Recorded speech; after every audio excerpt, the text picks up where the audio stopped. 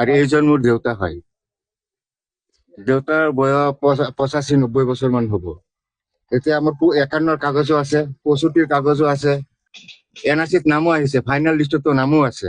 2016 ভোটো দিছে ইয়াত, 15, 16, 17 ভোটো দিছে। এইটো হঠাৎ তাৰ ঢিল লাগি গ'ল। তাৰপিছত আপোনাৰ ফৰেনাৰ হৈ গ'ল, তাৰপিছত ডিটেনশ্যন কেম্পত গোৱালপাৰা তাত দি দিলে। কিমান দিন আগতে তেখেতক ডিটেনশ্যন কেম্পত লৈ যোৱা হৈছিল? আজি 3-4 মাহ মান হ'ল, 4 মাহ হ'ল।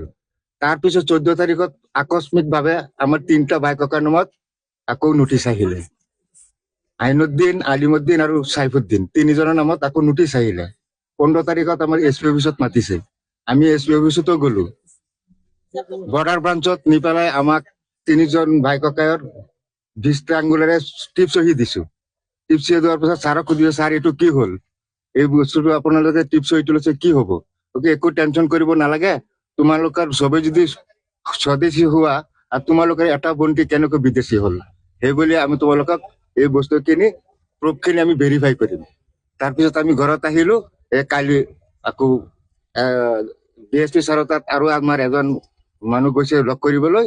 তেতিয়া তাত শুনি আহিছে যেন আমাৰ ভণ্টিজনীক বাংলাদেশত প্ৰেৰণ কৰি।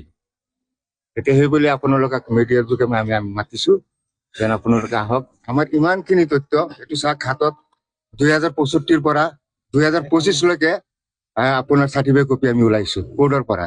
এনেতো কোৰ্টৰ পৰা চাৰ্টিফিকেট কপি নোলাই, অনলাইনত ওলাইছে সবখিনি। সম্পূৰ্ণ তথ্য থকাৰ পিছতো আমাক কেনেকৈ হাৰাশাস্তি দি আছে।